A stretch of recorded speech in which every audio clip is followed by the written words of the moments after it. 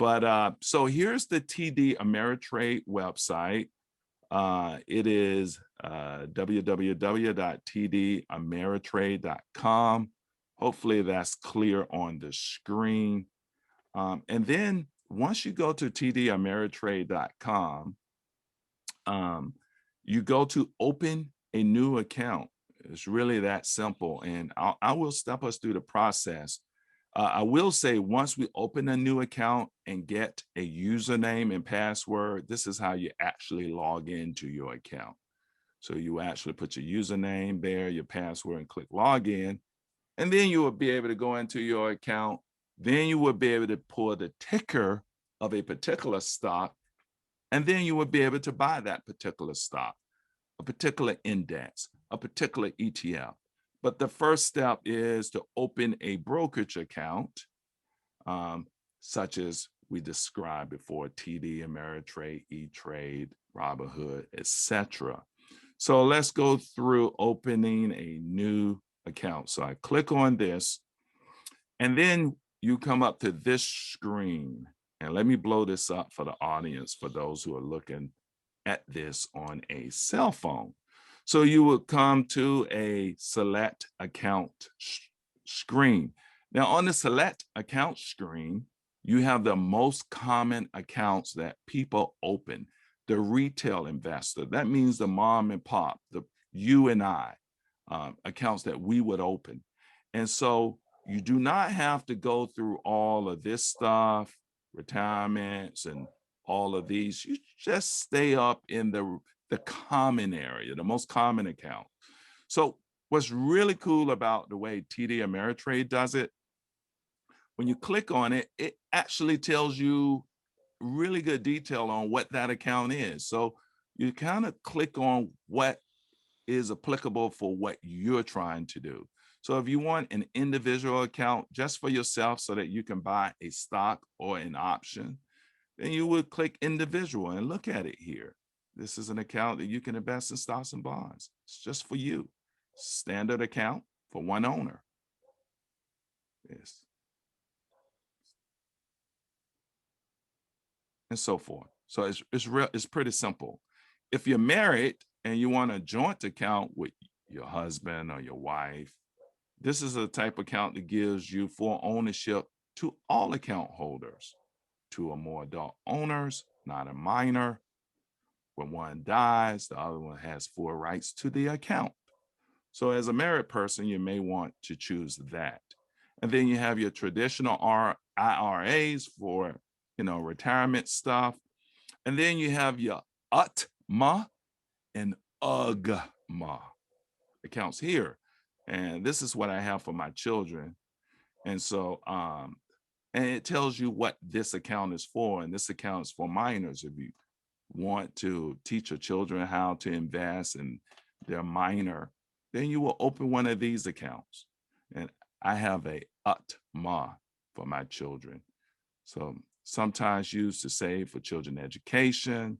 This allows the beneficiary to use the assets as they wish when they reach a designated age. So you set up an account, and at a designated age, depending on your state, they will own this money in the future in their account. So that's kind of the basis at the front screen. Let's go with individuals. So let's say our audience here is at the individual level. So they will click on individual.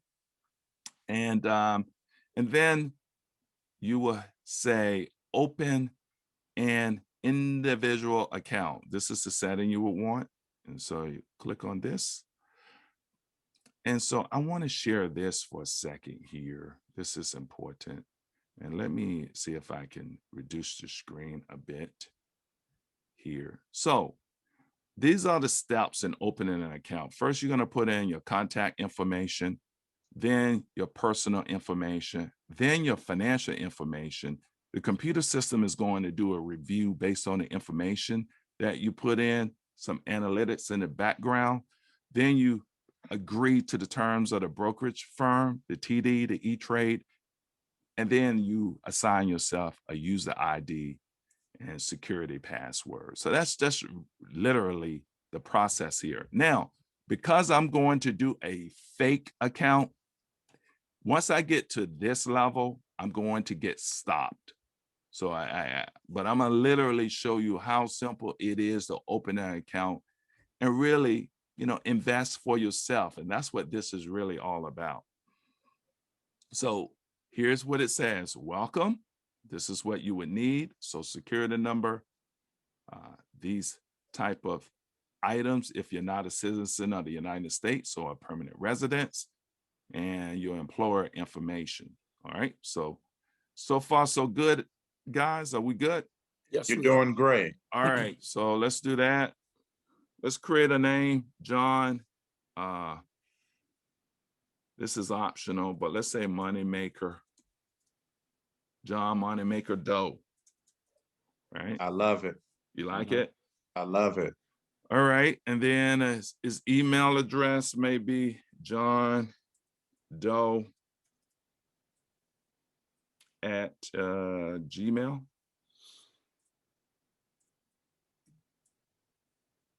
And country, street address, let's make up a street address. 1234.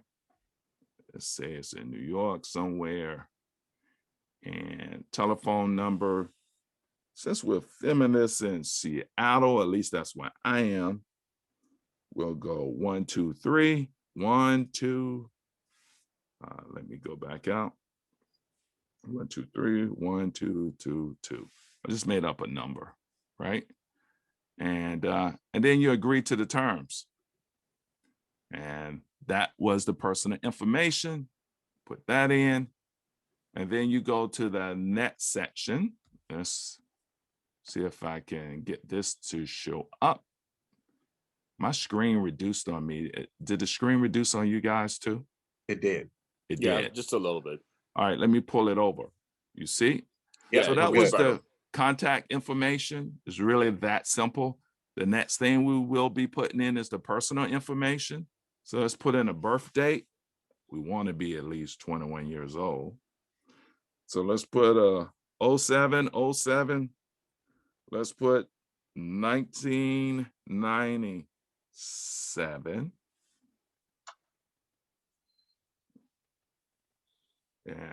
And citizen of the U.S. Are you a citizen of another country? No. Let's put in a fake social security number. 1, 2, 3, 4. Employment status. Yeah, I'm employed. Business name. Let's say because I'm in Seattle, let's call it Microsoft. And occupation, let's say accountant, since it's the first thing that came up. Accounting. United States. The business address, just put something in here. Let's put 123. Let's go with Albany. And it has the address of your employer, right? And how do you plan to use this account? We're certainly not going to do this one, advanced trading of futures and forex. So it's just going to be a common investment transaction, including buying stocks, bonds, options, ETFs, and mutual funds. So this is the default setting. So this is the setting you would want. So then you hit continue to financial information. And let's see if we can pull this over again. So we just completed that, and we completed that, and we are here. Okay. So again, we're going to get stopped out here because once the computer algorithm figure out this information doesn't match up in the background, it'll stop us out. But it's pretty simple.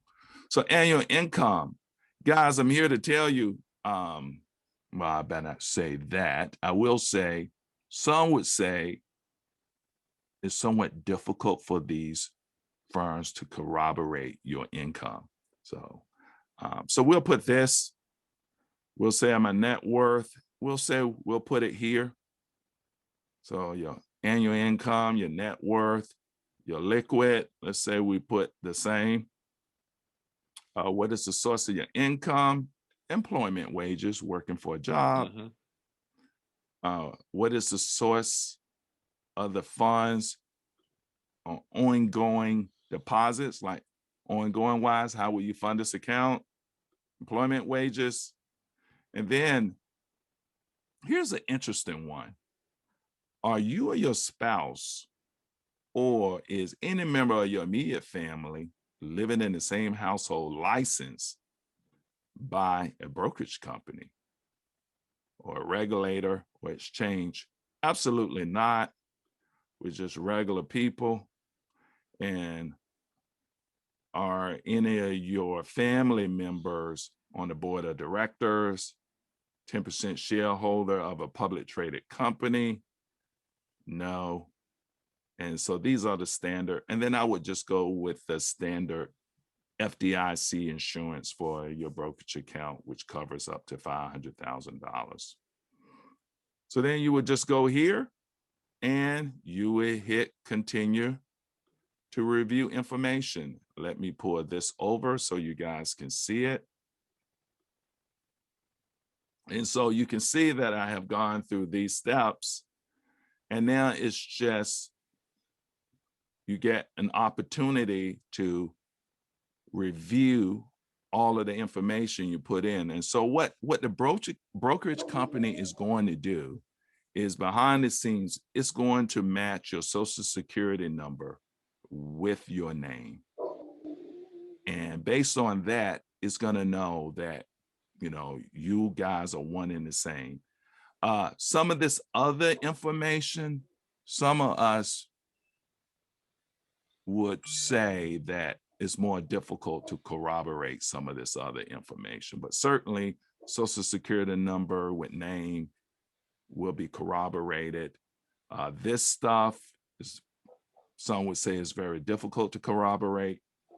And so then you would hit continue, and this is where the system will break down, because the system is going to look and say, we can't verify who you are. I'll pull this over. Let me pull this over.